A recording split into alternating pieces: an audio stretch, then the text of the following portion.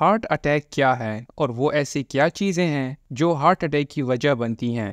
اس video میں ہم ان سوالات کے جوابات پوری ڈیٹیل سے دیں گے تاکہ آپ کو آئیڈیا ہو سکے کہ وہ ایسی کیا چیزیں ہیں جن سے آپ کو دور رہنا چاہیے۔ ہارٹ اٹیک کو میڈیکل زبان میں مائیوکارڈیل انفارکشن کہتے ہیں اور یہ ایک ایسی میڈیکل کنڈیشن ہے جس میں دل کو جانے والی خون کی سپلائی رک جاتی ہے اور ایسا ہونے سے دل کا کچھ حصہ کام کرنا چھوڑ دیتا ہے جو ہارٹ اٹیک کی وجہ بنتی ہے۔ ہارٹ اٹیک کی سب سے پہلی اور سب سے امپورٹنٹ وجہ ہائی بلڈ پریشر ہے۔ اگر آپ کا بلڈ پریشر مسلسل ہائی چل رہا ہے تو یہ آپ کے خون کی نالیوں کو ڈیمیج کرتی ہے۔ بلڈ پریشر کے بڑھنے سے خون کی نالیوں پہ سٹریس بڑھتا ہے اور الٹیمیٹلی ایسا ہونے سے دل کو جانے والی خون کی سپلائی متاثر ہوتی ہے۔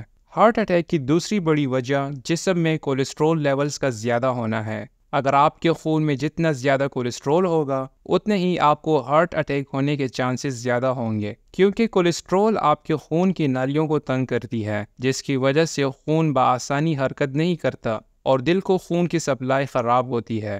تمباکو نوشی بھی ہارٹ اٹیک کی چند وجوہات میں سے ایک وجہ ہے۔ سگریٹ پینے سے آپ کے جسم پہ مختلف اثرات ہوتے ہیں، مثلاً لمبے عرصے سے سگریٹ کا استعمال آپ کو لنگ کینسر کرا سکتی ہے۔ اسی طرح کافی عرصے سے تمباکو نوشی دل کو بہت بری طرح افیکٹ کرتی ہے جو جا کے ہارٹ اٹیک کی شکل میں سامنے آتی ہے۔ شوگر کے مریض بھی ہارٹ اٹیک جیسی جان لیوا بیماری سے کچھ دور نہیں ہوتے، کیونکہ ڈائبٹیز بھی ہارٹ اٹیک کی ایک وجہ ہے۔ جو لوگ اپنے شوگر کا خیال نہیں رکھتے اور مسلسل بلڈ گلوکوز لیول کو ہائی رکھتے ہیں تو ایسے لوگوں میں دل کو جانے والے خون کی سپلائی بہت متاثر ہوتی ہے۔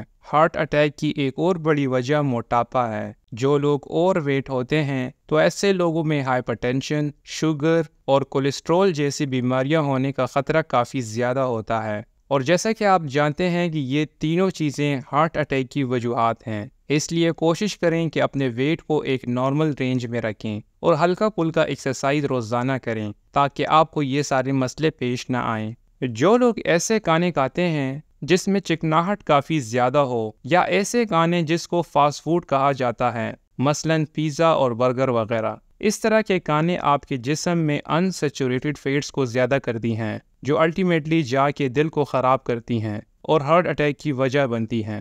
ہارٹ اٹیک کی ایک اور بڑی وجہ سٹریس لینا ہے۔ جو لوگ ہر وقت سٹریس میں رہتے ہیں، مثلاً ہمارے معاشرے میں کچھ ایسے لوگ ہیں جو کافی زیادہ سٹریس لیتے ہیں، تو ایسے لوگوں میں ہارٹ اٹیک کا ہونا کافی کامن ہے۔ کوشش کریں کہ اپنے سٹریس پہ قابو پائیں، ہیلتھی ایکٹیویٹیز پہ توجہ دیں اور اگر ہو سکے تو دن میں باہر جا کے تھوڑا بہت واک اور ایکسرسائز لازمی کریں تاکہ آپ کا سٹریس لیول کم ہو۔ ہارٹ اٹیک کی سب سے آخری وجہ پازیٹیو فیملی ہسٹری ہے۔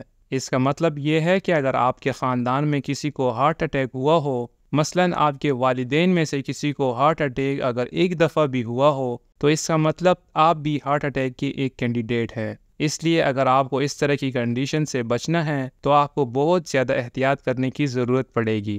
تو یہ تھی چند باتیں ہارٹ اٹیک کے بارے میں۔ امید کرتا ہوں آج آپ نے کچھ نیا سیکھا ہوگا۔ اگر ویڈیو اچھی لگی ہو تو لائک ضرور کیجیے۔